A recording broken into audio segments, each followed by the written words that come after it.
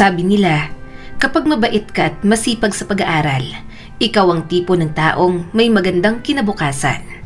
At kung ganun nga, abay siguradong malayo ang mararating ni Marian. Tahimik, simple, walang bisyo. Pero wag ka, hindi siya yung tipo ng nerdy na invisible sa klase. Si Marian ay kilalang kilala sa campus. Matalino, magaling magsulat, top sa klase. At higit sa lahat, maganda. Hindi lang basta maganda, may aura. Si Marian ay isa lang simpleng dalagang nangangarap ng payak pero masayang buhay. Hindi siya sosyal, hindi siya pabibo, pero kapag dumaan siya sa hallway ng universidad, parang may sariling ilaw. Hindi dahil sa forma, kundi sa ganda, talino at tahimik na kumpiyansa sa sarili. Isang umaga, naglalagay si Marian ng lotion sa braso. Nakaayos ng buhok, may suot na simpleng jeans at blouse, habang sinisilip ang sarili sa maliit na salamin. Dapat laging inaayos ang sarili, hindi para mapansin, kundi para igalang. Mahina niyang bulong. Tumango siya at lumabas ng kwarto, bit-bit ang kanyang bag at makapal na aklat. Si Marian ay panganay sa 3 magkakapatid. Working student noon, scholar ngayon. Kilala sa pagiging consistent dean's lister. Pero ang hindi alam ng karamihan, araw-araw siyang lumalaban sa pagod, lungkot at pag-iisa. Hindi siya sanay sa maraming kaibigan, mas gusto niyang tahimik na sulok sa library kaysa sa maingay na cafeteria. Bandang tanghali, sa library, may kaunting ingay mula sa mga estudyanteng nagre-review. Si Marian ay tahimik lang, nakayuko at seryosong nag-aaral. Marian, nandito na yung bagong reference book sa research ninyo, sabi ng librarian sa kanya. Napangiti si Marian. Sa loob ng library, naglakad siya, may dalang notebook at ballpen. Uy, si Marian oh, grabe talaga yan. Parang laging fresh kahit puyat sa review. Bulong ng isang babae. Sumagot naman ang kausap nito. Alam mo, pag ako naging Marian kahit isang araw lang, magpapapicture na ako buong araw. Napangiti si Marian nang marinig yon, pero tuloy lang siya sa paglalakad. Sanay na siya sa mga tinginan. Pero kahit maraming humahanga sa kanya, never naging mayabang si Marian. Never din siyang nalink kahit kanino dahil never pa naman siyang nagka-boyfriend. Sa araw-araw niyang routine, aral, kape, libro, tulog, parang walang puwang ang pag-ibig. At hindi rin siya naghahanap. Kasi para kay Marian, ang relasyon ay hindi laro. Hindi kikilig-kilig lang. Date to marry, yan ang prinsipyo niya. Hindi siya yung papato lang kasi gwapo. Gusto niya, kapag nagmahal siya, yun na yun. Walang agawan, walang sabit, tahimik na buhay, masayang pamilya. Sa cafeteria, bandang 3:00 ng hapon, umupo si Marian sa sulok. Umorder ng isang simpleng spaghetti at iced tea. May lumapit sa kanyang kaklase, si Karen. Uy, Marian, papicture tayo mamaya sa rooftop. Group selfie yung gusto ng section B eh. Mahinang tumawa si Marian. Doon na naman. Sige na nga, basta after ko kumain. Alam mo ba, si Anton daw, yung MVP ulit. Grabe yung laro kahapon. Ang gwapo talaga, no? Napakunot na si Marian. Hindi ko napansin. Wala ko kahapon. Nag-review ako. Napailing si Karen. Grabe ka talaga. Ikaw nang hindi tinatabla ng pogi points. Si Marian nga naman, hindi talaga affected. Para sa kanya, hindi sapat ang abs, ang height o moves sa court para mahalin ng isang tao. Ang gusto niya, tahimik, responsable, marunong magluto, may takot sa Diyos, yung hindi siya iiwan sa gitna ng laban. Hindi tulad ng tatay niyang nang iwan sa kanila noong bata pa siya. Kinagabihan, dumaan siya sa isang kapilya. May kaunting kandilang nakasindi. Si Marian ay nakaupo sa isang pew, nakayuko, nagdarasal. Lord, hindi ko po alam kung kailan darating yung para sa akin. Pero kung darating man, sana po hindi yung magdadala ng sakit, yung kaya kong pahalagahan, yung hindi ako pagsisisihan. Bulong niya habang nakapikit. At habang ibinubulong ni Marian ang panalangin niyang ito, sa kabilang bahagi ng campus, may isang lalaking unti-unting nababalitaan ang tungkol sa kanya. Si Anton. Sa gymnasium, kasama ang mga kaibigan. Si Anton may hawak na bola, nakaupo sa bench habang nagpapahinga. Pare, yung top student sa journalism. Kilala mo? Si Marian. Yung tahimik, yung parang hindi marunong tumawa. Tanong ni Anton. Pre, crush na crush ka raw nun. Hindi lang nagpapahalata. Sabi naman ng isa pa. Napangiti si Anton, medyo mayabang. Ganun ba? Abay, dapat makilala ko yan.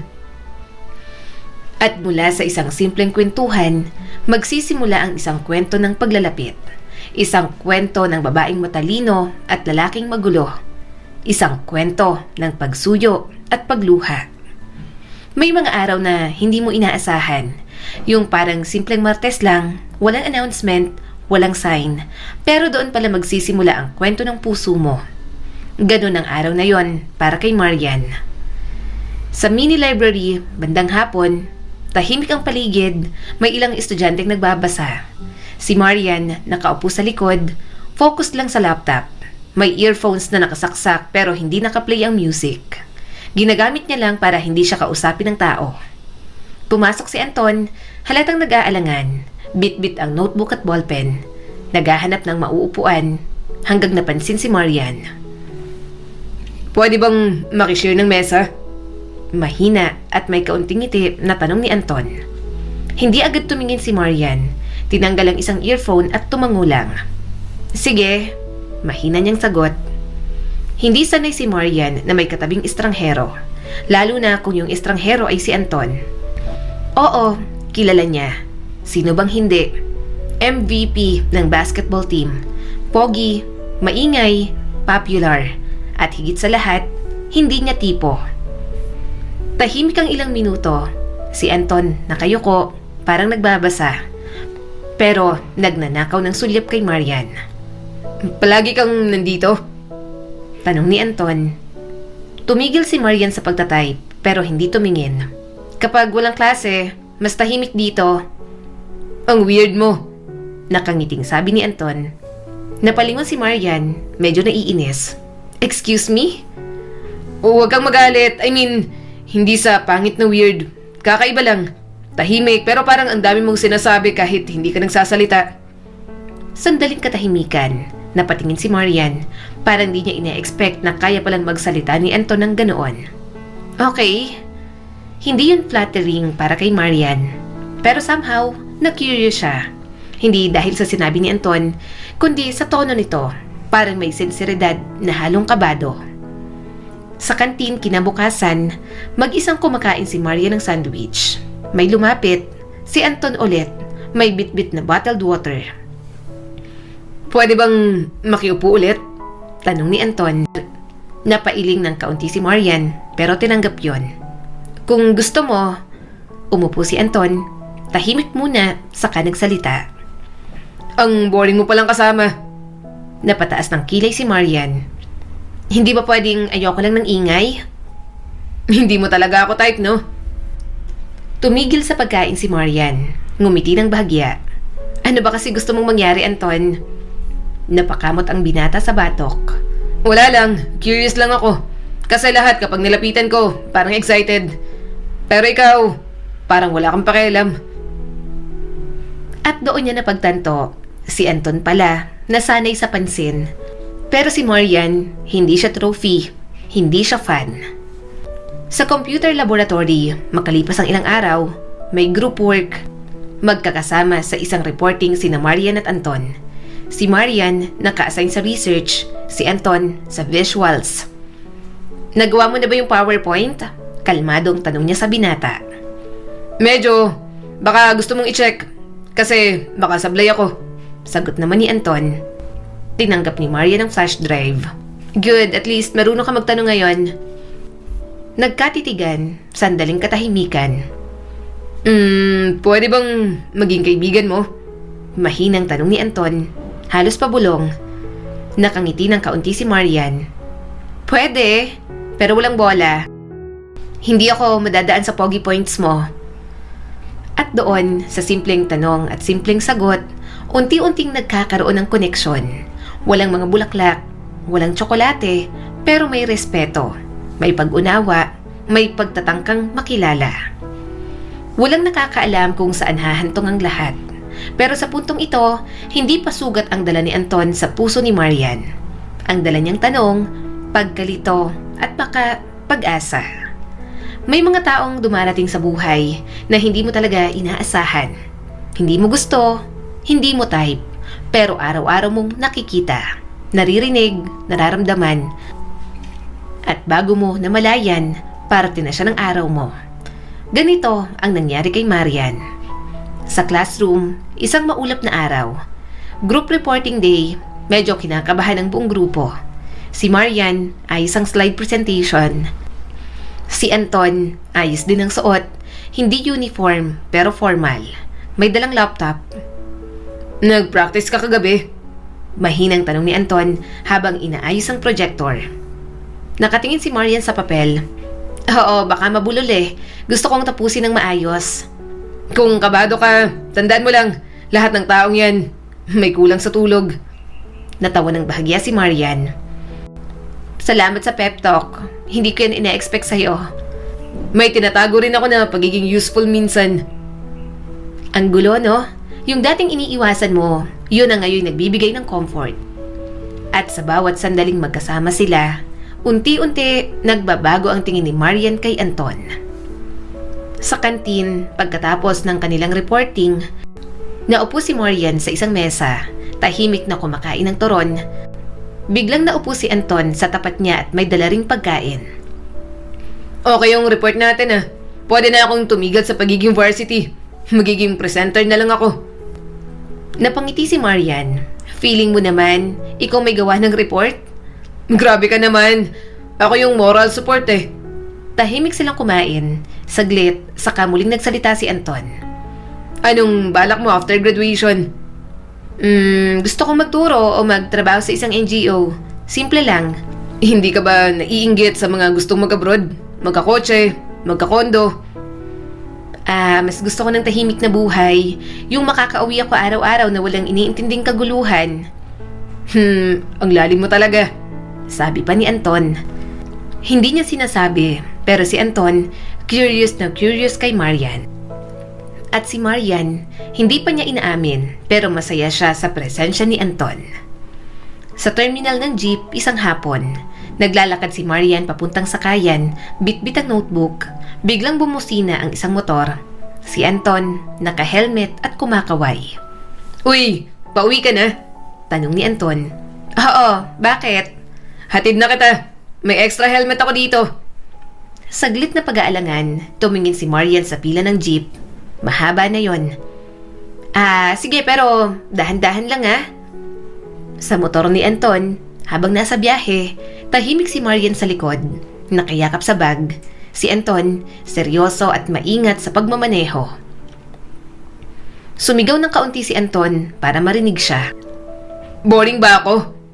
Medyo sumigaw rin si Marian. Ha?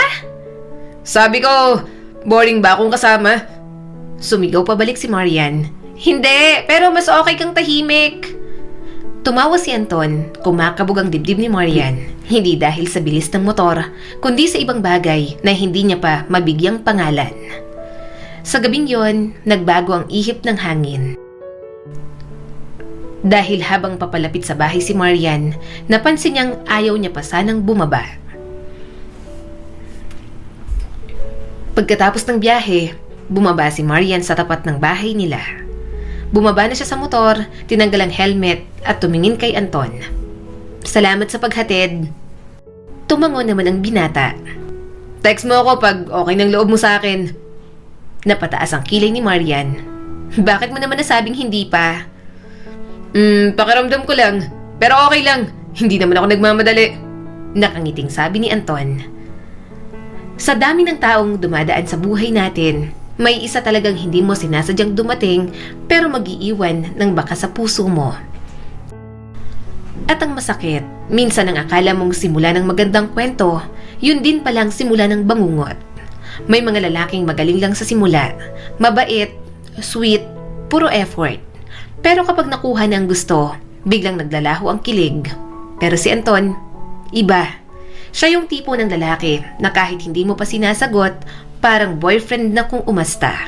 Pero hindi mapilit, hindi demanding. Siya yung available na hindi nakakainis. Yung caring na hindi controlling. Nakaupo si Marian, nagbabasa. Biglang dumating si Anton, may dalang sandwich at isang bote ng tubig. Baka di ka pa kumakain. Eto, tuna sandwich. Favorite mo, di ba? Mahina ang boses na sabi ni Anton. Oo nga. Salamat. Sabi ni Marian, tumingin sa binata at bahagya pang nagulat. Umupo sa tapat niya si Anton. Wala yon. Alam mo, kapag gutom ka, mahinang memorya. Sayang yung pagre-review mo. Napangiti pa lalo si Marian. Green flag ka talaga, no? Kunyaring nagtataka pa si Anton. Anong ibig mong sabihin? Yung tipong boyfriend goals pero hindi pa kita sinasagot. Tumango lang si Anton at may ngiti sa mga labi. Okay lang. Wala naman akong deadline. Basta, araw-araw akong nandito. At yun nga ang totoo. Araw-araw nandoon si Anton. Kung may quiz, may reviewer siya para kay Marian. Kung may lakad, laging may ekstrang payong. Kung may ulan, siguradong may text. Hatid na kita. Sa gate ng school, umuulan paglabas nila ng campus. Hawak ni Marian ang folder ng mga printouts. Basang-basa ang kalsada, biglang may dumating na motor. Si Anton, may dalang extra jacket. Akala mo, makakatakas ka sa ulan, ha? Tumawa si Marian. Ano ba? Hindi na kita inabala. Malapit lang ang bahay ko. Alam ko, pero hindi excuse yan para magkasipon ka. Isinampay ni Anton ang jacket sa balikat ni Marian. Pinaangkas siya sa motor. At bago pa makatanggi si Marian, umandar na sila. Sa harap ng bahay ni Marian, nakahinto ang motor. Sa labas ng bahay ni Marian, nakahinto ang motor. Basa ang paligid, malamig ang hangin. Tumingin siya kay Anton. Salamat ulit. Hindi ko na alam kung ilang points na nakuha mo. Okay lang kahit walang scorecard. Basta kasama ka, panalo na ako. Napailing si Marian pero hindi maitago ang ngiti. Dahan-dahan siyang nahuhulog kahit ayaw pa niyang aminin. Nakakatuwa, no? Yung dating hindi mo gusto, siya ngayon ang pinakahihintay mong text tuwing gabi. At habang si Marian ay unti-unting nagbabago ang puso, ang ibang babae sa campus nagsisimula na ring magselos. Grabe si Anton, ano? Swerte ni Marian, kahit hindi sila official, parang couple goals na, sabi ng isa niyang kaklase. May balita ako, sinagot na raw ni Marian, pero ayaw lang ipaalam, sabi pa ng isa. Ay nako, kung ako yan, sinagot ko na agad. Jackpot na! Sa di kalayuan, narinig ni Marian ang usapan. Hindi siya nag-react, pero ramdam niyang iba na rin ang pagtingin ng mga tao sa kanya. Hindi na siya lang ang smart and pretty girl, siya ng babaeng pinili ng pinakagwapo sa campus. Sa isang parke, malapit sa school, gabi na, naglalakad si Marian at Anton, tahimik, maraming bituin sa langit. Hawak ni Anton ang bag ni Marian, gaya ng nakasanayan. Marian, may tanong ako. Ano yon? May chance ba na maging tayo? Anton, natahimik sila sandali. Hindi ko kailangan ng sagot ngayon. Gusto ko lang malaman kung dapat pa ba akong umasa. Malalim na napabuntong hininga si Marian. Ang totoo, araw-araw mong pinaparamdam na may lalaki palang katulad mo. Napangiti si Anton. Good, kasi araw-araw pa rin akong magpaparamdam hanggang sa mapagod kang hindi ako sagutin. Sa puso ni Marian, may bagong pintuan na unti-unting bumubukas. At sa labas, naroon si Anton, hindi kumakatok, hindi nagmamakaawa, naghihintay lang, buong tiyaga, buong respeto. May mga alaala sa buhay na hindi mo basta makakalimutan. Yung sandaling pinaghirapan mo ng maraming taon. At yung taong nanatili kahit hindi ka sigurado kung kailan mo siya sasagutin. At para kay Marian, parehong dumating ang dalawa. Ang kanyang diploma at ang taong hindi kailanman sumuko sa kanya. Sa araw ng graduation, Maingay ang paligid, maraming kamera, may mga lobo at bulaklak. Hawak ni Marian ang diploma, suot ang toga pero may mga mata, naghahanap. Uy, Marian, congrats! Top 3 ka pala, ang galing mo talaga. Napangiti si Marian. Salamat, hindi ko rin nakalain, parang panaginip lang. Nasaan na si Anton? Hindi ba siya dadalo? Usisa pa nito. Bago pa makasagot si Marian, may tumapik sa balikat niya. Pagharap niya, si Anton may dalang bouquet ng sunflower at isang maliit na cake na may nakasulat, "To the smartest girl I know, I'm proud of you." Napangiti si Anton. Congratulations, Marian. Nagawa mo. Napakikatlabi naman siya at parang maiiyak na. Salamat, Anton, sa lahat. Umiling si Anton, parang sinasabi sa mata na wala yon. Basta masaya akong nasaksihan ko to. Kahit wala pa akong official title sa buhay mo, proud na proud ako sa'yo. Doon na hindi napigilan ni Marian ang luha. Hindi dahil sa pagod, kundi dahil sa dami ng beses na nandyan si Anton kahit wala namang obligasyon. Kinaumagahan, nakaupo sila sa bench. Tahimik, malamig ang simoy ng hangin. Anton, mahinang sabi ni Marian. Humarap siya sa binata. Seryosong ekspresyon. Ready ka na ba? Nagtataka si Anton. Ready saan? Sa sagot na matagal mo nang gustong marinig. Napapikit si Anton, parang pinipigilan ng kaba. Go on. Ay. Ganun ba? Sige, tatanungin ulit kita kung gusto mo. Hindi na kailangan. Kasi ako nang sasagot. Anton, oo. Oo na. Hindi agad nakapag-react si Anton. Nakatitig lang siya kay Marian, parang hindi makapaniwala. Nang tuluyang makarecover, mahigpit siyang niyakap. Mahina at nanginginig ang boses ni Anton. Salamat. Salamat talaga, Marian. Hindi mo alam kung gaano mo ako pinasaya. Nakangiti si Marian habang lumuluha. Ngayon, alam ko na. Kasi nararamdaman ko rin. Minsan, may mga pag-ibig na hindi mo kailangang ipilit. Yung kusa, yung dumarating kapag pareho na kayong handa. Sa pagitan ng mga gabi ng review at thesis, sa mga umuulan at araw ng tag-init. Doon unti-unting nahulog si Marian. Hindi dahil sa pressure, hindi dahil sa pagkukumbinse, kundi dahil si Anton ay si Anton. Sa tahanan ni Marian, masaya ang pamilya. Si Anton ay formal na inanyayahan na kumain. Nandoon ang kanyang ina, kapatid at mga pinsan. Masaya ang pamilya. Si Anton ay formal na inanyayahan na kumain. Nandoon ang nanay ni Marian, mga kapatid at ilang pinsan. Nakangiti ang nanay ni Anton. Marami akong naririnig na maganda tungkol sa'yo. Swerte ang anak ko. Magalang na sumagot si Anton. Ako po ang maswerte, tita. Alagaan mo ang kapatid namin, ha. Mahiyain yan pero matapang sa pangarap. Pangako, sisiguraduhin kong may lugar siya sa plano ko sa buhay. Napatingin si Marian, may lungkot at saya. Masarap pala yung pakiramdam na may naglalaan sa'yo ng puwang sa kinabukasan. Pero sa bawat simula, may kasunod. Pagkatapos ng kilig at saya, may mga hamong hindi nila inaasahan. Pero sa ngayon, sapat ng isang oo. Kapag natapos ng kolehiyo, parang biglang may bumubukas na pinto. Isang pinto ng mga posibilidad, pangarap at responsibilidad. At para kina Marian at Anton, ito ang umpisa ng bagong yugto. Hindi bilang estudyante, kundi bilang mga tao na may pangarap na sabay na tinutupad.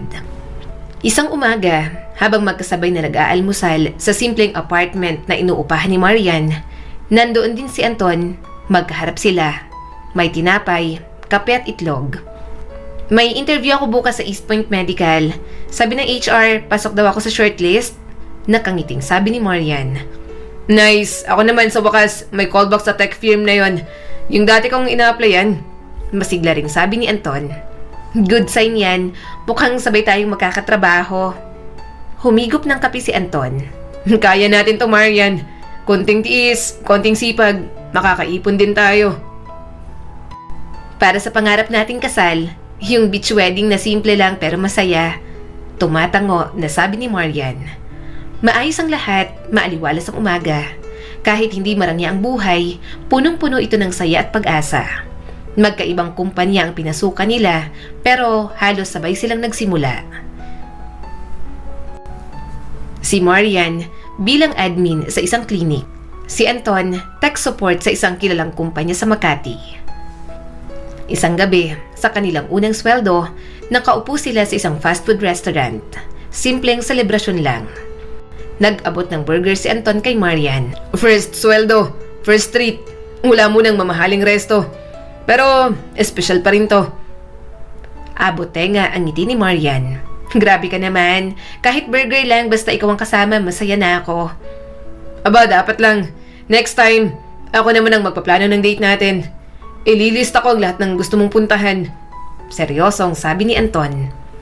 Ilang buwan ang lumipas, naging mas kampante na sila sa takbo ng kani-kanilang mga trabaho. Natutong mag-adjust, mag-budget, at higit sa lahat, magplano. Unti-unti na rin nilang napag-uusapan ang pag-iipon para sa kinabukasan. Sa loob ng grocery store, may dalang basket si Marian. Ano Anton, ano mas gusto mo? Kanin araw-araw o instant noodles araw-araw habang nag-iipon tayo? Tawang-tawa naman si Anton. Noodles na may itlog at sardinas. Pampatagal yan. Gusto mo talaga matagal bago tayo ikasal, no? Joke lang. Gusto ko nga bukas na eh. Pero kailangan muna nating ayusin ang lahat. Ayokong magsimula tayo ng kapos. Sabi ni Anton at hinawakan ang kamay ni Marian. Simple lang ang mga pangarap nila. Isang maliit na bahay, isang tahimik na buhay, at isang kasal na hindi ingrande pero punong-puno ng pagmamahalan. Isang gabi, magkausap si Marian at Anton sa cellphone habang parehong pagod galing sa trabaho. Nakakapagod, no? Pero worth it naman kapag naiisip ko yung future natin. Oo, konting tiis pa. Alam mo ba, nakapag-ipon na ako ng 3 buwan para sa maliit na lupa sa probinsya namin. Pwedeng doon natin simulan yung dream house natin. Nangilid ang mga luha ni Marian sa sinabi ng kanyang boyfriend. Anton, seryoso ka? Oo, para sa atin yun. Para sa magiging pamilya natin balang araw. Sa mga panahong yon, akala ni Marian wala nang mas hihigit pa sa ganitong kaligayahan. Na kahit pagod, kahit maliit ang kinikita, basta't sabay sila ni Anton, sapat na. Pero minsan, ang masarap na umpisa, sinusubok ng panahong hindi mo inaasahan.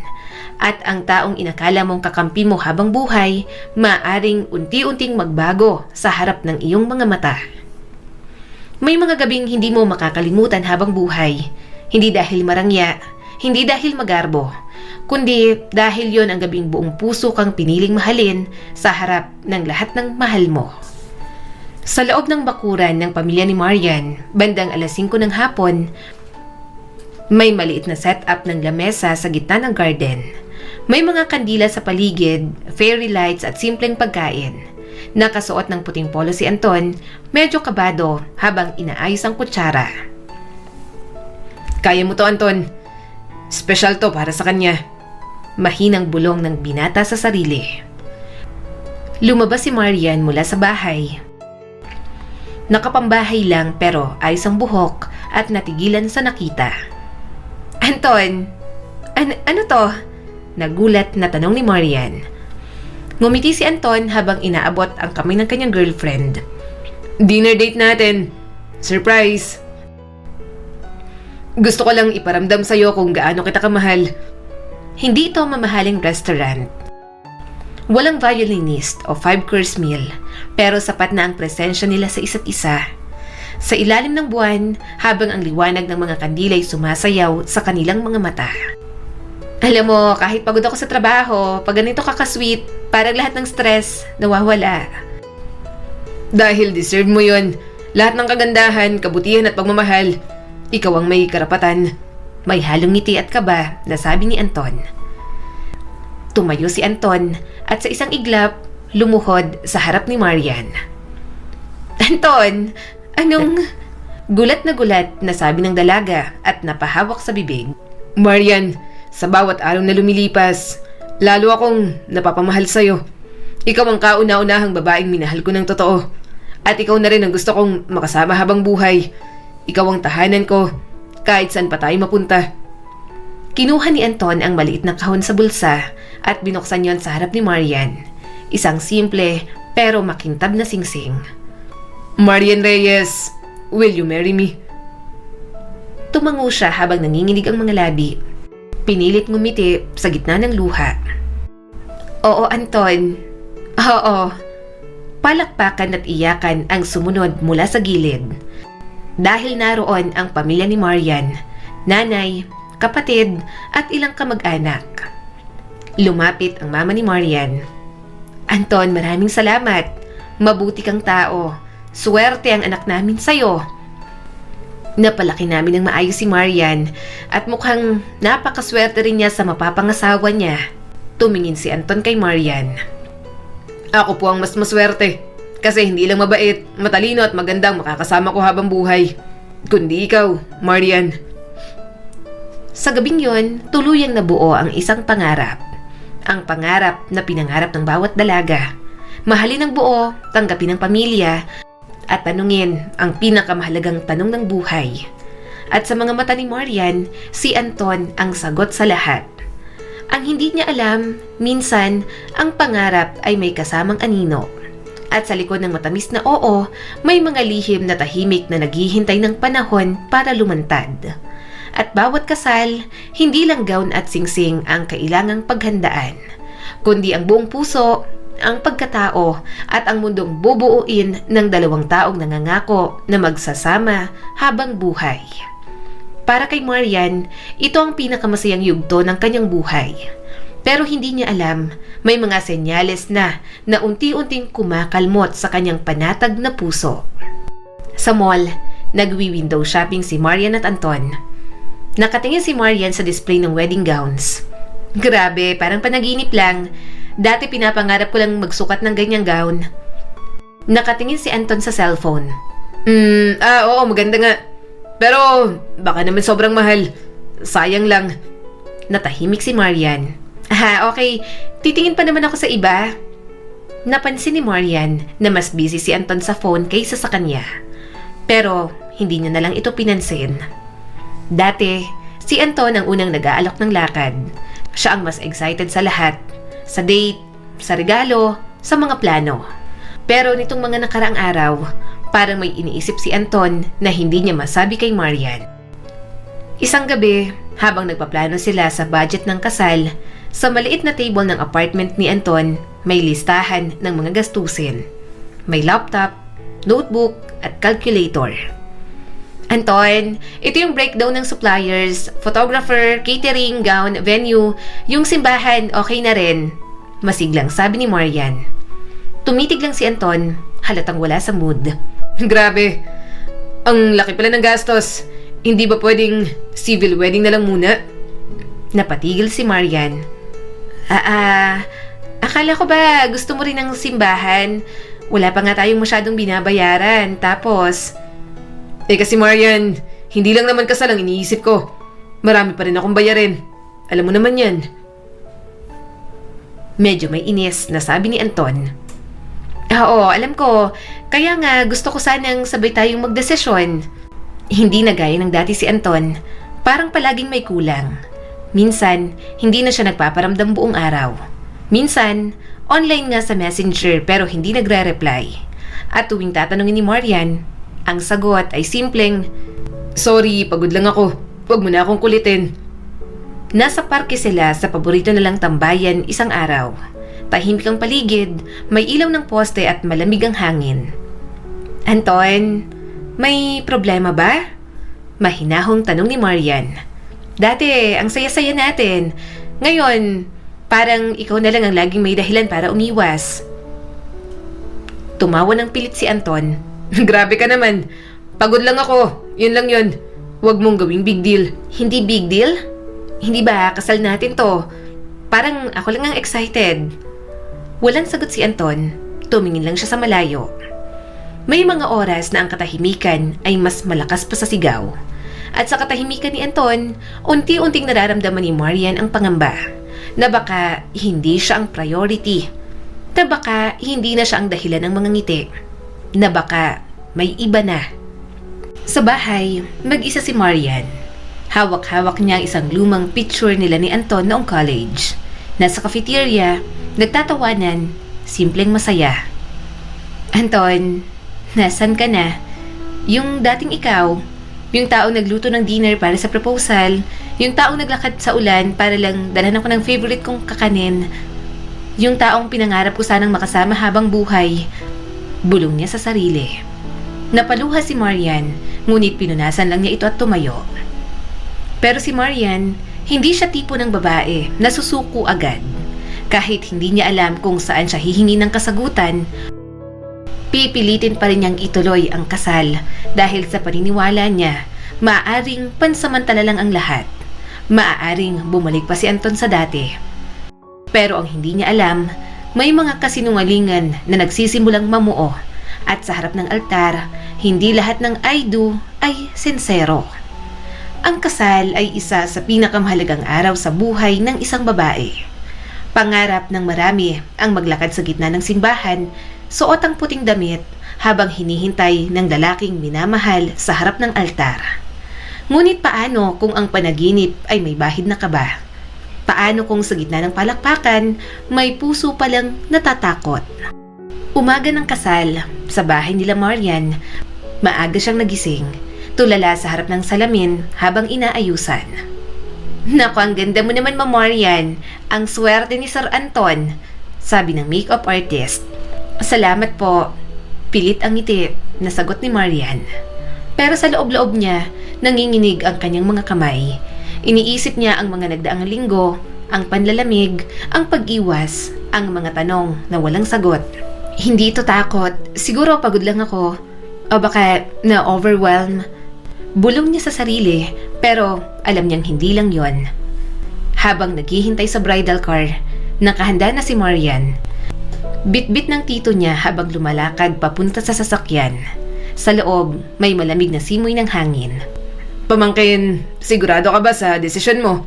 Tanong ng tito ni Marian na parang itinuturing niya na rin na parang tatay. Napatingin siya sa tiyuhin, bahagyang natigilan. Opo tito, ito ang gusto ko. Basta kahit kailan, tandaan mong hindi mo kailangang manatili kung ang pagmamahal ay may kasamang sakit. Basta kahit kailan, tandaan mong hindi mo kailangang manatili kung ang pagmamahal ay may kasamang sakit. Tumango lang si Marian, pero may kurot sa puso niya ang mga salitang yon. Sa loob ng simbahan, punong-puno ng bulaklak ang altar, pati na rin ang aisle. Mainit ang panahon pero malamig ang pakiramdam ni Marian habang nakaupo sa gilid. Naghihintay ng tawag ng coordinator para lumakad. Okay na po, ready na si groom. Bride, standby po tayo. Tumayo si Marian, hawak ang bouquet, pilit nang umingiti. Lumingon siya sa paligid, puno ng tao, pero pakiramdam niya'y mag-isa lang siya. Hanggang sa tumugtog ang bridal march. Bawat hakbang ni Marian sa aisle ay may kasamang tanong. Bawat ngiti sa mga panauhin ay may kasamang patak ng luha sa puso. Anton, totoo pa rin bang lahat ng to? Tayo pa rin ba? Tanong ni Marian sa sarili. Sa harap ng altar, nakatayo na si Marian sa harap ni Anton. Si Anton, nakangiti. Wala sa mukha ang alinlangan. Tila ba wala siyang kinikimkim. Handa na ba kayong maging magkatuwang sa hirap at ginhawa? Sa saya at lungkot? Sa lahat ng oras? Opo, Father. Sagot ni Anton. Ikaw naman, Marian. Opo, Father. Napatingin siya kay Anton na parang mababasa nito ang kanyang damdamin mula sa mga mata. Marahang tumulo ang luha ni Marian. Hindi niya alam kung dahil sa saya o dahil sa takot, pero nginitian siya ni Anton at sa isang iglap, lahat ng tanong ay isinantabi muna. Sa reception, simple pero eleganteng pagtitipon. Masaya ang mga bisita, sayawan, tawanan, at palakpakan. Congrats, Marian! Finally! Bagay na bagay talaga kayo ni Anton, sabi ng kanyang kaibigan. Salamat! Nakangiting sabi ni Marian. Pero habang tinitingnan niya si Anton mula sa malayo, may kausap itong kaopisina sa isang sulok. Babae, at hindi mapakali ang puso ni Marian.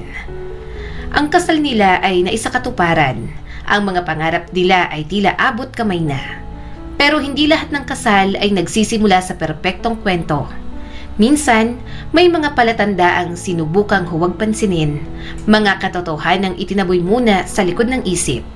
Ngunit sa pagsasama nila, ang mga yun ay babalik, higit pa sa alaala, kundi bilang pagsubok. At ang tanong, handa na ba si Marian?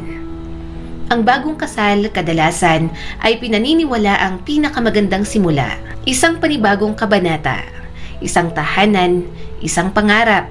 Pero paano kung sa simula pa lang may napipintong pagguho? Sa unang buwan ng pagiging mag-asawa, sa maliit pero maaliwalas na apartment na tinitirhan ni Marian at Anton, maayos ang paligid, tahimik. Ngunit sa loob ng tahanan, may hangin ng panlalamig. Han, breakfast na! Niluto ko yung paborito mong tuyo at itlog na maalat. Masiglang naghain ng almusal si Marian. Nakatitig sa cellphone si Anton, hindi tumitingin. Mamaya na, may kailangan lang akong tapusin. Napatigil si Marian, pero ngumiti pa rin.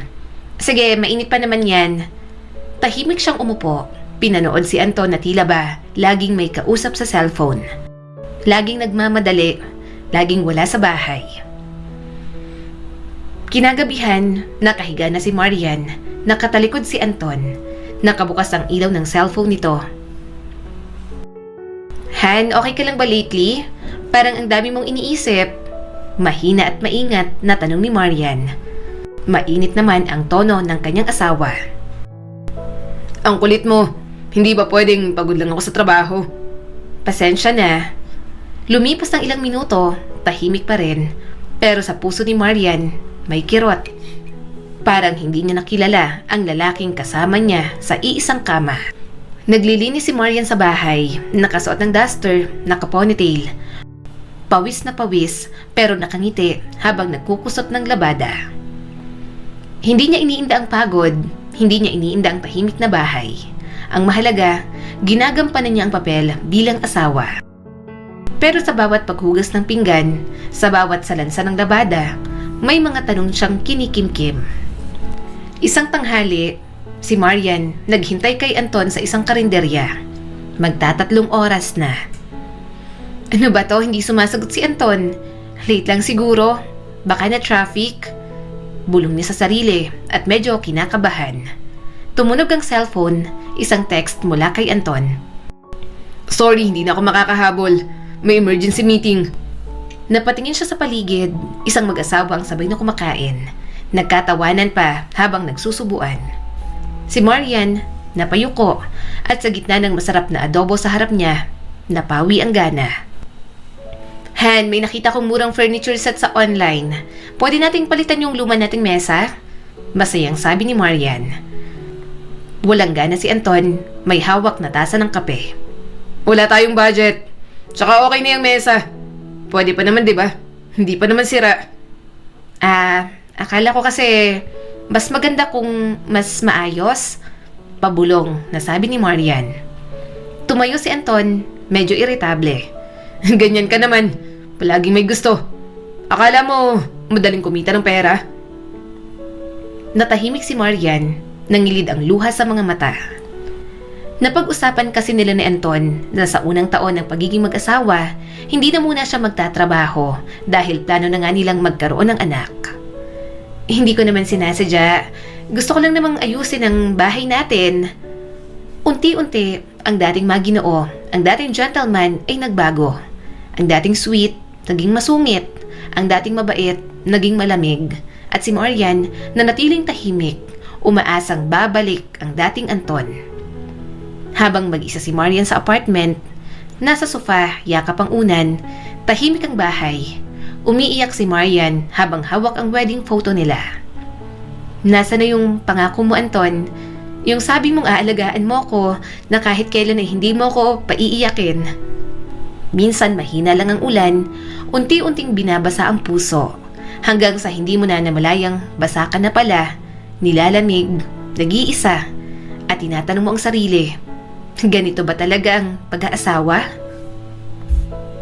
Kapag puno na ang salop ng luha at pasensya, darating ang panahong matutuksok ang sumuko. Pero minsan, sa pinakamasalimuot na sandali, doon dumarating ang isang himala. Isang umagang malungkot, si Marian ay nakaupo sa gilid ng kama, nakatingin sa basang pregnancy test kit. Hindi siya makagalaw, wala siyang masabi. Nanginginig ang kamay habang hawak ito. Positive, pabulong, parang hindi makapaniwala. Naupo siya sa sahig, napatakip sa bibig habang unti-unting umaagos ang luha sa kanyang mga pisngi. May baby na ako. Nagluto si Maria ng itlog at kanin habang pinipigil ang pagduwal. Hindi niya pa rin masabi kay Anton. Ayaw niyang marinig ang malamig na reaksyon. Takot siyang madungisan palalo ang magandang balita. Pasimpleng lumabas ng kwarto si Anton, bit-bit ang bag. May overtime ako mamaya. Huwag mo na akong hintayin. Han, bulong ni Marian pero naglakas loob pa rin. Tumingin sa kanya si Anton, walang emosyon. Oh, bakit? May sasabihin sana ako. Sa ibang araw na lang, Marian. Late na ako sa opisina. Padabog na kinuha ni Anton ang sapatos. Lumabas si Anton, iniwan si Marian sa kusina. Napaupo siya sa sili at natulala. Sa doctor's clinic, mag-isa si Marian. Tahimik na nakaupo sa waiting area habang hinihintay ang tawag ng nurse. Kita sa mukha niya ang pagod at kabang hindi niya mailarawan. Nakangiti ang doktor. Hawak ang ultrasound result. 2 months pregnant ka na, Mrs. Sebastian. So far, healthy naman ang baby. Ingatan mo lang ang katawan mo, iwasan ng stress, puyat at masyadong mabigat na trabaho. Tumango si Marian, pilit ngumiti. Thank you po, Doc. Nakangiti siyang lumabas ng klinik, pero paglingon niya sa paligid, wala man lang siyang kasama. Lalo lang lumalalim ang lungkot. Kinagabihan, umuwi si Anton bandang 10:00. Amoy alak, nakaupo sa sofa si Marian. Inaantay siya. Han, kailangan na nating mag-usap. Naiiritang tumingin si Anton. Ngayon pa talaga. Pagod ako, Marian. Buntis ako. Malumanay, ngunit matatag na sabi niya rito. Hindi agad nakasagot si Anton. Napatigil siya. Tumitig sa kanya pero imbis na tuwa. Paanong buntis? Sinigurado ko namang... Nabigla si Anton. Napapikit si Marian. Wala akong ibang lalaki, Anton. Anak mo to. Hindi pa nga ako handang maging tatay. Hindi pa nga ako handang maging tatay, Marian. Pambihira naman, oh. Umiling si Anton at umiwas ng tingin. Tuluyan ang bumagsak ang mga luha ni Marian. Hindi dahil sa takot, kundi dahil sa sagot na mas masakit pa sa kahit na anong sapak. Isang munting buhay ang umusbong sa kanyang sinapupunan. Isang biyaya, isang dahilan para lumaban. Pero sa puso ni Marian, may bahagi pa rin siyang nanlulumo. Sapagkat paano niya palalakihin ng isang bata kung wala siyang katuwang? Yakap ni Marian ang maliit na unan, nakahiga ngunit gising. Patuloy lang ang pagpatak ng luha. May hawak siyang lumang larawan nila ni Anton. Masaya, puno ng pangarap. Hindi man ideal, anak. Pero pangako ko, ilalaban kita. Kahit ako lang, kahit hindi ako handa, kahit wala ang tatay mo. Sa bawat gabi ng tahimik na pagluha, may mga pusong pinipiling maging matatag. At si Marian, kahit basag, pinipiling maging buo para sa sanggol na sa kanya'y itinakda ng langit. Sa mata ng iba, perpekto ang lahat. Masaya, masagana, magkasundong mag-asawa. Pero sa likod ng mga ngiti, may kwentong hindi mabigkas, may kalbaryong tinitiis. Nasa isang birthday party ng pamangkin si Marian at Anton. Masaya ang paligid. Si Anton, abot-abot ang lambing kay Marian habang hawak ang balikat nito. Si Marian, pilit ang ngiti. Nako Marian, ang swerte mo talaga kay Anton. Ang bait, ang gwapo tapos mukhang mapagmahal pa. Nakangiting sabi ng kanyang tita Liza. Mahina ang tawa ni Marian. Opo, mabait po talaga siya. Humalakhak naman si Anton. Kasi naman, si Marian din, perfect wife. Palakpakan ang mga kamag-anak. Pero sa loob ni Marian, tila may tinik na bumabaon. sapagkat alam niyang ibang-ibang Anton pag silang dalawa na lang sa bahay. Kinagabihan, pagka-uwi nila sa apartment mula sa party, si Marian ay tahimik lang na inaayos ang natirang ulam habang si Anton nakaupo sa sofa, nagla-laptop. Han, gusto mong initin ko to? Mahinang tanong ni Marian at puno ng lambing ang boses. Hindi tumingin si Anton. Anong oras ka ba? Uuwi kanina kung hindi pa ako nagaya. Abay, kahit buntis ka, puro chika ka pa rin sa table. Ang OA mo minsan, Marian. Natahimik si Marian. Akala ko naman masaya ka. Kanina pa nga ako nag-a-adjust. Biglang tumayo si Anton. Tumalim ang mata. Adjustment? Huwag mo akong simulan, Marian. Nakaka-stress ka. Napatigil si Marian. Sa loob-loob niya, ito na naman, sa harap ng iba, asawa siyang perpekto. Pero sa loob ng tahanan, isa lang siyang punching bag ng salitang mapanakit. Madaling araw, maagang nagising si Marian. Buntis at pagod, nakadapa siya sa kama. Bigla siyang nagising sa tunog ng cellphone ni Anton. May chat na tumunog. Babe, may message ka. Mahinang sabi niya kay Anton. Bigla nitong inagawang cellphone. Huwag mong pinakikialaman ng cellphone ko, Marian. Hindi ko naman sinasadya. Wala kang karapatang silipin to. Klaro, huwag mong gamitin yung pagbubuntis mo para pakialaman ng buhay ko. Umiyak si Marian habang nakapikit sa gilid ng kama. Sa tiyan niya tahimik ang sanggol, ngunit sa puso niya may sigaw na hindi makalabas.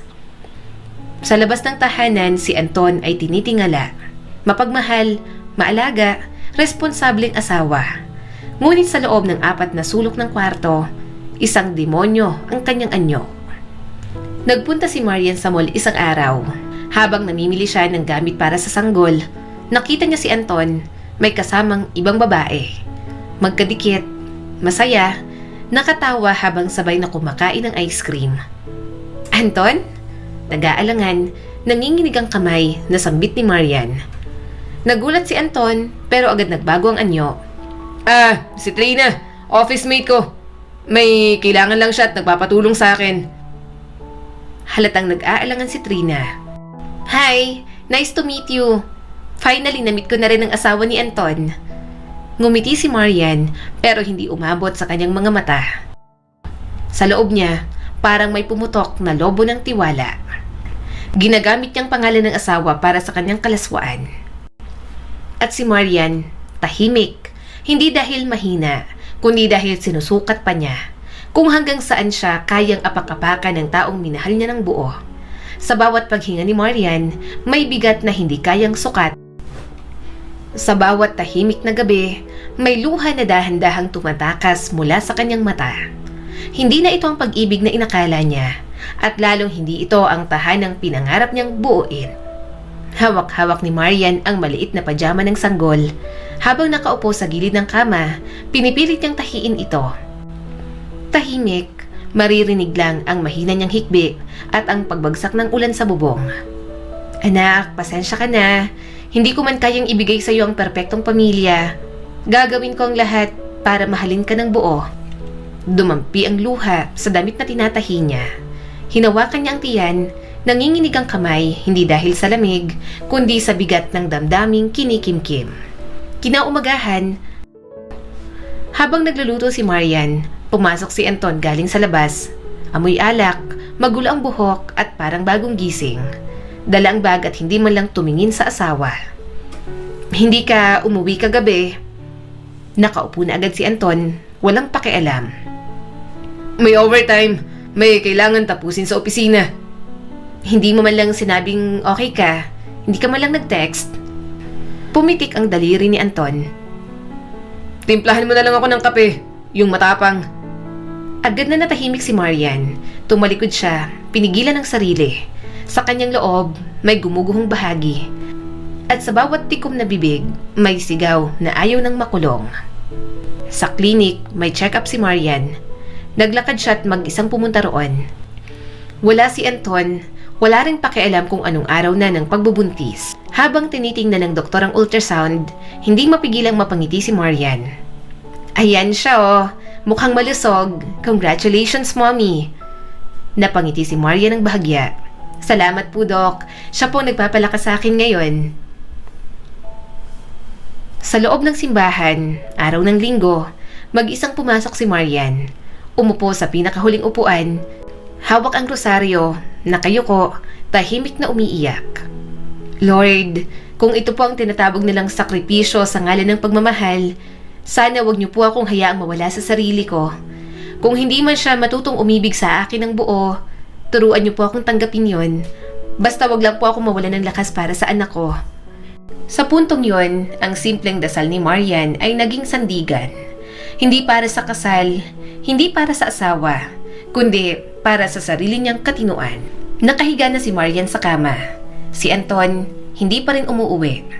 Tinitigan niya ang kisame. Sa tabi ng kama may isang sulat. Hindi niya alam kung ipapadala niya ba o ililihim na lang sa drawer. Anton, hindi ako perpektong asawa at ni minsan hindi ko sinabing ako'y sapat. Pero sinikap kong punan ang lahat ng kulang. Kahit pa sa bawat araw, unti-unti akong nauubos. Kung darating ang araw na pipiliin mong umalis, hindi kita pipigilan. Pero sana kahit papano, alalahanin mo na sa bawat pagod at sakit, may isang Marian na pilit kumakapit. Hindi para sa'yo, kundi para sa batang to, na kahit kailan, hindi kailanman naging kasalanan ang kanyang pagdating. Tahimik pa rin si Marian, ngunit ang puso niya, hindi na tulad ng dati. Hindi na bulag, hindi na bingi. At unti-unti na rin itong natututong maging matatag. Dahil alam niya, sa oras na ito, wala na siyang ibang sandigan kundi ang sarili. At ang sanggol na walang kamalay-malay. Minsan, ang babae hindi agad sumusuko. Hindi dahil mahina siya, kundi dahil mahal niya. Umaasa, nagtitiis, tumataya.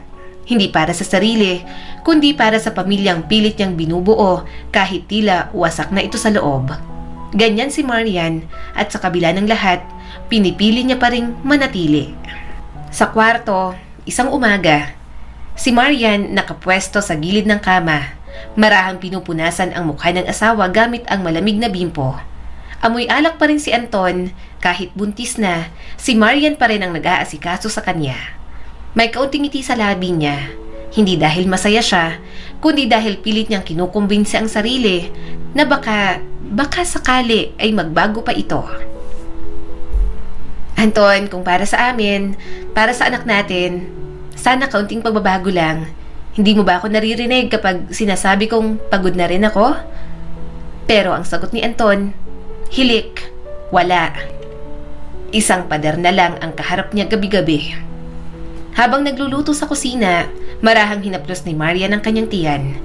Pumipintig ito, sumasabay sa kabog ng puso niyang puno na ng pangamba at pag-asa.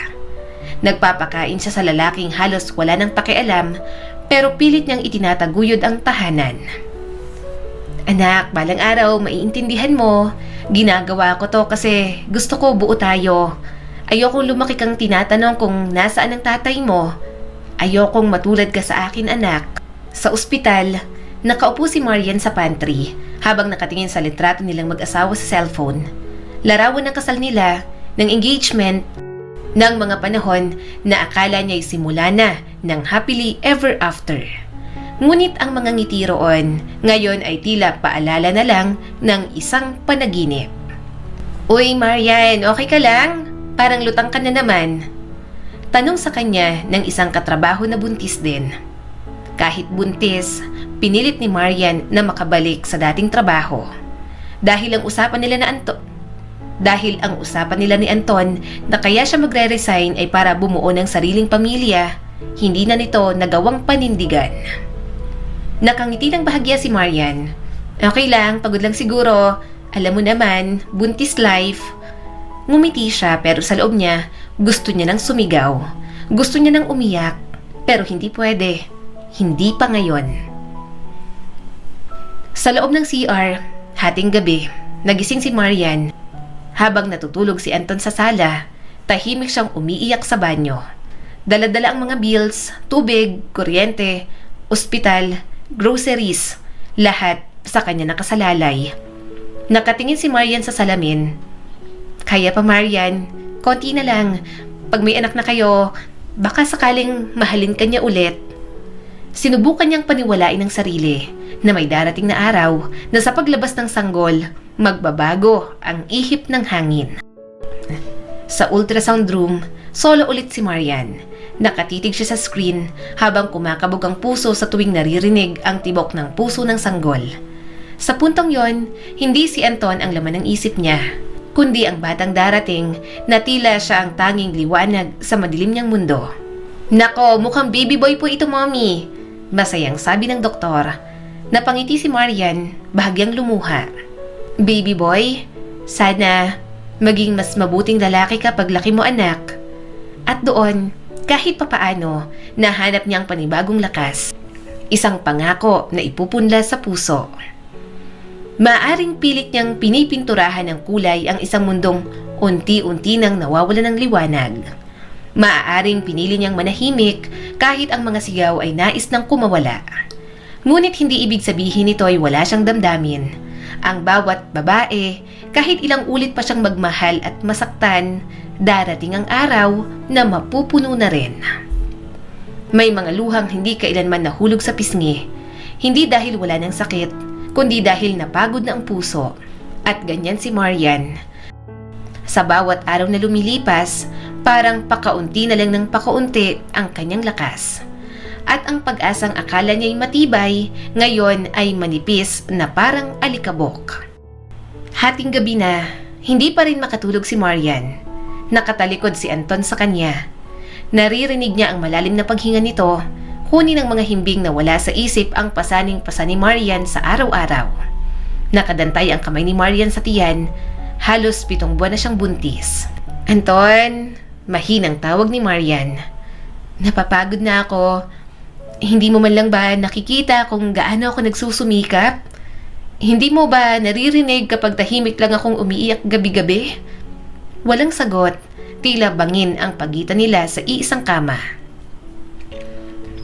Sa palengke, umagang-umaga, naglalakad si Marian, bitbit ang bayong, habang isa-isang tinatansya ang presyo ng mga gulay. Habang bumibili ng isda, narinig niya ang 2 tenderang nag-uusap.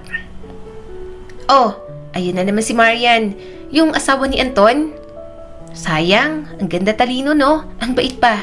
Pero yung lalaki, nako, kilala mo naman yun, kung sinong babae ang katext gabi-gabi." Napahinto si Marian sa paglalakad. Hindi siya lumingon, pero mas lalong bumigat ang bayong sa kanyang mga braso, pati na rin sa kanyang puso. Habang bumibili ng gatas at diaper, iniabot ni Marian ang sukli kay Anton. "Ayan na naman, wala na naman tayong pera. Akala ko ba nagbabudget ka? Bakit parang palaging kapos?" May inis na sabi ni Anton, medyo malakas ang boses. Mahinahong sumagot si Marian. "Anton, kailangan kasi natin ng gatas at vitamins para sa baby mo." "Akin lang? Di ba anak mo rin yan? O baka nakakalimot ka? Hindi lang ako may pananagutan dito." Tumahimik si Marian, ayaw niyang makipagtalo. Pilit niyang isinubo ang pangunawa, kahit mismong konsensya niya na ay ayaw nang lumunok. Sa doctor's check-up, mag-isa na naman si Marian. Habang nasa OB clinic, napapaligiran siya ng mag-asawang sabay sa check-up. Masaya ang mga buntis, may bitbit na mister, may alalay sa likod, may hawak sa kamay, samantalang si Marian nakatitig lang sa upuan sa tapat niya. "Normal naman ang lahat, Marian, pero kailangan mong i-manage ang stress mo. Stress ang isa sa sanhi ng maagang panganganak." "Apo, Doc, pasensya na po, ginagawa ko naman po ang lahat." Pero sa totoo lang, sa bawat salitang ginagawa ko ang lahat, parang unti-unti na rin siyang nauubos. Tahimik ang bahay, tulog na si Anton, pero si Marian nakaupo sa loob ng banyo. Yakap-yakap ang malaki niyang tiyan. Umiiyak siya, hindi dahil mahina siya, kundi dahil hindi niya na alam kung saan pa kukuha ng lakas. "Hindi kita pababayaan, anak. Kahit ako na lang ang lumaban para sa'yo. Kahit hindi na ako mahalin ng tatay mo, baka ikaw, sana mahalin mo ako." Kailan mo nga ba masasabing tama pa ang pagtitiis? Kailan mo nga ba malalaman ang pagmamahal hindi na sapat para manatili? Hindi natin alam ang eksaktong sagot, pero darating ang oras. Kapag ang pusong laging umuunawa ay hindi na marunong magmahal, yun na ang oras ng paglaya. May mga katotohanan kahit hindi mo hanapin, sila na mismo ang lalapit sa'yo. At kapag pumutok ang isang lihim na matagal nang ikinukuble, hindi lang puso ang babagsak, kundi pati na rin ang mga pangarap na akala mo'y buo pa. Marahang hinihimas ni Marian ang tiyan habang nakatingin sa kisame. Pikit ang mga mata ni Anton. Maya-maya, naramdaman ni Marian ang pag-vibrate ng cellphone nito sa ibabaw ng nightstand. Hindi ko naman ugali. Pero bakit ganito yung kutob ko? Mahina ang boses ni Marian. Dahan-dahan siyang bumangon at kinuha ang cellphone ni Anton. May notification, isang chat message mula sa pangalan na hindi pamilyar. Babe, at may kiss mark pa. Tila binagsakan ng langit at lupa si Marian. Nanginginig ang kamay niya na pinindot ang mensahe. Nandoon ang mga litrato, may mga chat na puno ng lambing, tawag, pangakong magkikita ulit, at ang pinakahuli, miss ko na yung lambing mo baby ko. Ingat ka sa misis mong Marian Rivera ko no. Nakaupo si Marian sa sahig ng banyo, yakap ang cellphone, umiiyak ng walang tunog. Pilit pinipigilan ng sarili para walang marinig si Anton. Ganito ba talaga lahat ng magandang umpisa? Laging sinusundan ng katapusan? Hinaplos niyang tiyan, pinilit ngumiti, pero nabasag pa rin sa gitna ng luha. Ayokong isilang ka anak ko na ganito kagulo, pero paano ko lalaban mag-isa? Kinaumagahan, habang naghahain ng almusal, tahimik si Marian, tila ba robot ang kilos. Nakaupo si Anton, kumakain na parang walang kasalanan. Pwede bang itlog na maalat bukas? Tsaka konting asin lang sa sinaing. Medyo mataba ngayon. Walang pakialam na sabi ni Anton. Sige, pero Anton, tumingin ito sa kanya, nakakunot ang noo. Oh, bakit? Sino si Babe? Yung may kiss mark sa pangalan mo sa messenger? Biglang natahimik si Anton. Tumayo ito at parang may galit. Anong pakialam mo? Sinilip mong cellphone ko. Wala kang karapatang maghalungkat ng gamit ko. Nanatiling kalmado si Marian. Wala pala akong karapatan no? Kahit asawa mo ko? Kahit nagdadala ako ng anak mo sa sinapupunan ko? Wala kang karapatang kontrolin ako. Ikaw na nga tong laging may reklamo. Kulang ka sa atensyon. Nagmamadaling umalis si Marian. Bit-bit ang maliit na backpack. Nilisan niya ang bahay na sila ni Anton ang nagsimula.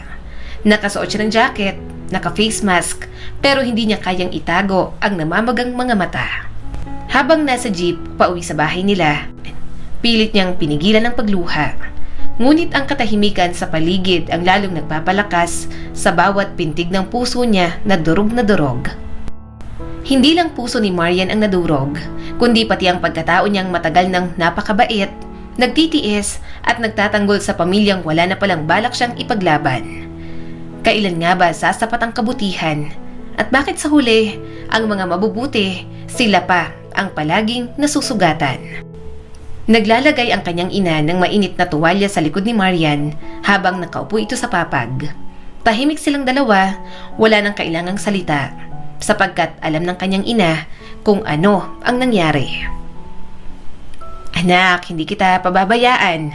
Kahit anong mangyari, umuwi ka lang dito. May ina ka pa rin na magpapalakas sa'yo. Yumakap si Marian. Sa wakas, may lugar siyang pwedeng hingahan, kahit sandaling panahon lang. Kapag ang isang babae ay iniwan, sinaktan at pinagpalit, iisa lang ang pwedeng gawin. Ang piliin ng sarili, dahil walang ibang mas may karapatang magligtas sa kanya, kundi ang sarili niyang lakas. Maagang nagising si Marian kinabukasan. May suot siyang simpleng duster, nakaipit ang buhok at nakaupo sa bangkito habang nagsasala ng bigas. Tahimik ang buong paligid, ang tunog ng kahoy sa kusina lang ang naririnig. Oh anak, maaga ka na namang nagising. Hindi ka ba nakatulog ng maayos kagabi? Medyo lang po nay, pero ayos lang po ako. Masarap sa pakiramdam yung umaga dito. Walang sigawan, walang tensyon. Alam mo anak, minsan, yung katahimikan, yang talagang gamot sa pusong sugatan. Tumango si Marian, pero bakas pa rin sa mga mata ang lungkot. Habang nakahiga sa kama, hawak niya ang kanyang cellphone. May lumang larawan sa gallery. Litrato nila ni Anton noong bagong kasal, parehong nakangiti, puno ng pag-asa. Hindi ko alam kung saan nagbago ang lahat. Kung kailan ka naging ibang tao. O baka ako lang ang matagal nang nagbubulag-bulagan. Dahan-dahan, dinilit ni Marian ang larawan. Isa-isa, hanggang sa wala na. At pagkatapos, muling hinawakan ng tiyan at marahang kinausap ang sanggol. Simula ngayon, ikaw na ang prioridad ko. Hindi na kita paluluhain gaya ng ginawa sa akin ng tatay mo. Araw ng linggo, sa simbahan, nakabestida si Marian. Simpleng bihis, ngunit may bagong ningning sa kanyang aura. Habang nakikinig sa misa, may patak ng luha sa kanyang pisngi. Hindi dahil sa sakit, kundi dahil sa kaginhawahan ng unti-unting pagbubukas ng bagong pahina. Ang tunay na lakas ay hindi lang nasusukat sa tibay ng katawan, kundi sa kakayahang bumangon pagkatapos ng matinding pagbagsak, sabi ng pari sa homily nito. Napangiti si Marian saka tumingala sa kisame ng simbahan na para bang sinasabi, "Oo Lord, babangon ako dahil hindi lang ako asawa. Isa rin akong anak, isa akong ina, isa akong babae." Sa kanto ng barangay, may nakasalubong siya na dating kaklase, si Lara. "Uy, Marian, ang tagal mong nawala. Akala ko nasa Maynila ka pa. Bakit nandito ka na ngayon?" "Nagpahinga muna, kailangan ko ring isipin ang sarili ko, no?" "Tama ka dyan, girl. Ang babaeng marunong magmahal ng sarili, hindi kailanman talo." Bumukas ang laptop ni Marian. Sa una, tila walang plano, ngunit biglang binuksan ang isang folder. Resume, inedit, inayos, at pagkatapos nag-search ng trabaho sa online. Simula pa lang ito, isang ina, isang babae, isang Marian na buo muli ang loob. Hindi na para habulin ang iniwang relasyon, kundi upang buuin ang sariling kinabukasan. "Miss Marian, nasa listahan ka pa rin namin ng eligible returnees. May bakanting admin post kung interesado ka," sabi ng HR sa kanya mula sa kabilang linya. Napangiti si Marian. "Interesado pa po ako. Kailan po ako pwede mag-report?" "Next Monday, kung okay lang sa'yo." Sige po, salamat." Walang sino mang babae ang ipinanganak para lang masaktan. At sa bawat pag-iisa, may lakas na nabubuo. May dignidad na muling lumilitaw at may panibagong direksyon na babagtasin. Hindi dahil sa lalaking kasama niya, kundi dahil pinili niyang lumaban mag-isa. Para kay Marian, ito na ang simula ng panibagong kwento.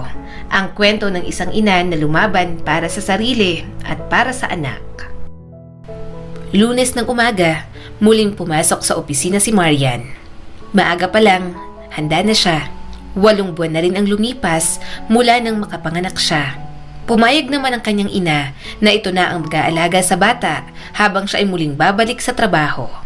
Sinikap niyang maging abala sa lahat ng bagay nang sa gayon ay wala siyang oras para isipin pa ang asawa niyang si Anton. Nakaayos siya, may simpleng make-up, suot ang dating corporate attire na hinugot pa niya mula sa ilalim ng aparador. Bit-bit ang maliit na bag at malaking tapang, tumayo siya sa harap ng salamin. "Kaya mo to, Marian. Para sa'yo, para sa anak mo." Pagpasok niya sa building, ilang mga dating kasamahan ang napanganga. Si Marian, ang dating nawawala at tahimik, muling nagbalik, mas matatag. "Uy, Marian! Ikaw ba yan? Grabe, ang ganda mo lalo ngayon. Bagong aura," sabi ni Katrina.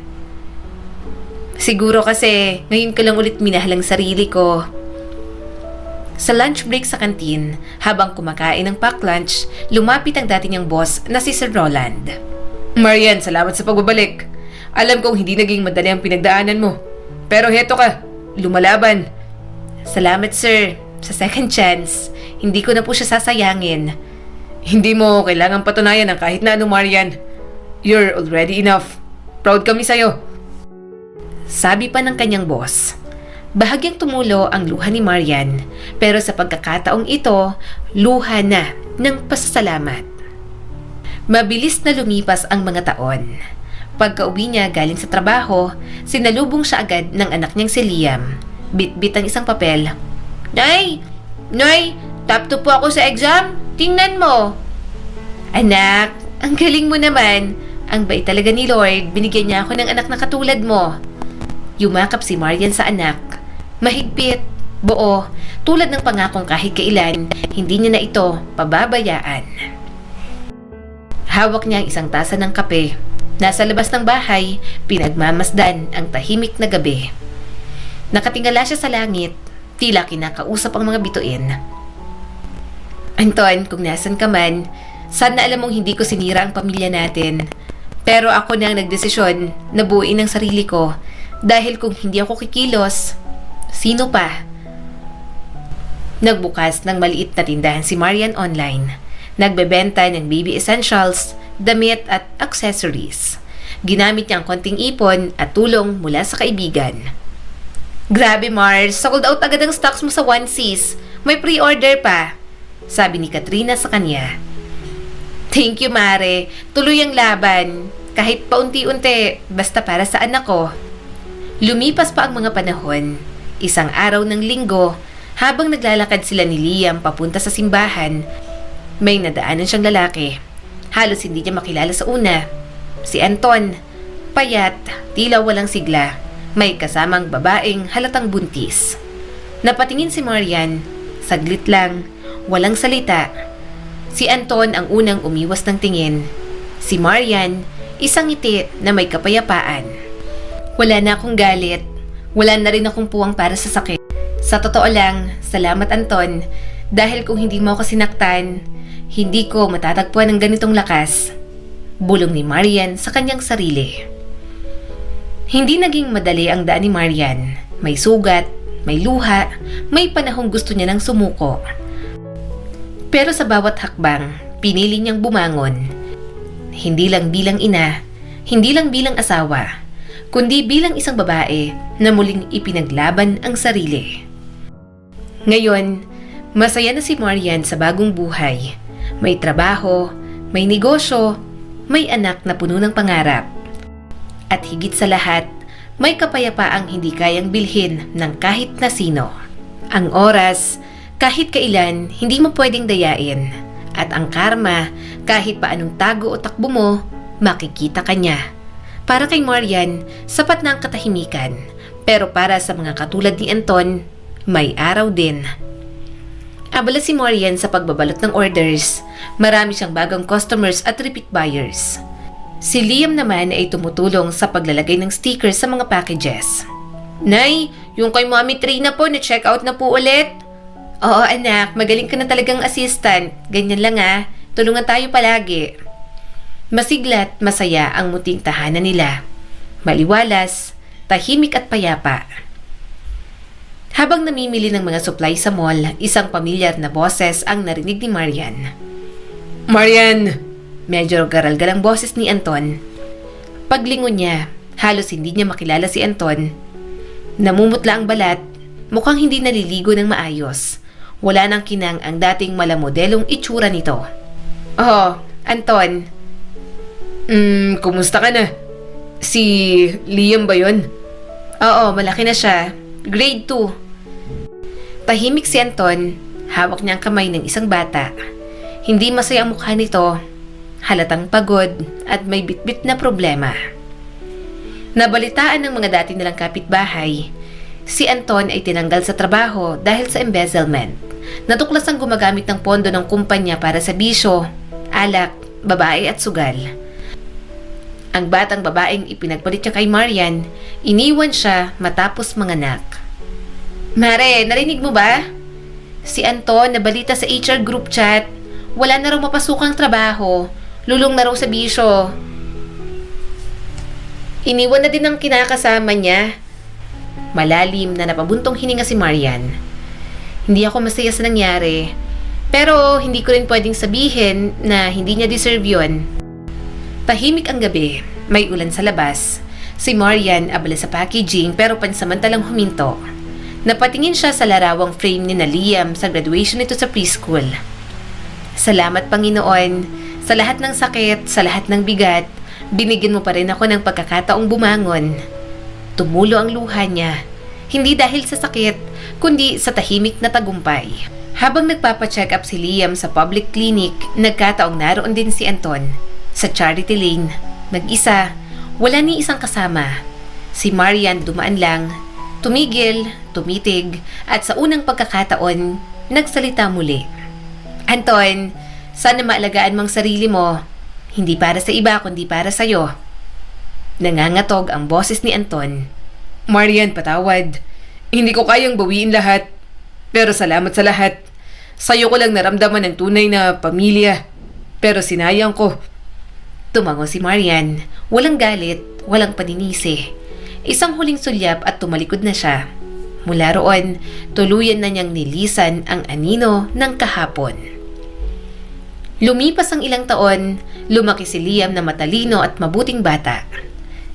Si Marian, isa ng matagumpay na online entrepreneur, may sariling boutique shop at tumutulong sa ibang single moms para magsimula rin ng negosyo. Ang buhay, hindi laging patas. Ang pag-ibig, hindi laging masaya. Pero ang lakas ng isang babae, kayang buuin ang pira-pirasong sarili at gawing panibagong mundo na may pag-asa, may dignidad at may pagmamahal. Ang kwentong ito ay nagpapaalala sa atin na kapag iniwan ka ng taong minahal mo, huwag mong iwan ang sarili mo. Kapag sinaktan ka, huwag mong hayaang madurog ang buong pagkatao mo. Dahil may mga sugat na hindi lang basta naghihilom, kundi nagtuturo kung paano muling magmahal sa sarili, sa anak, at sa buhay. Muli, ako po si Skylar Guro at sana may bago na naman kayong natutunan sa kwento natin ngayon. Maraming salamat po.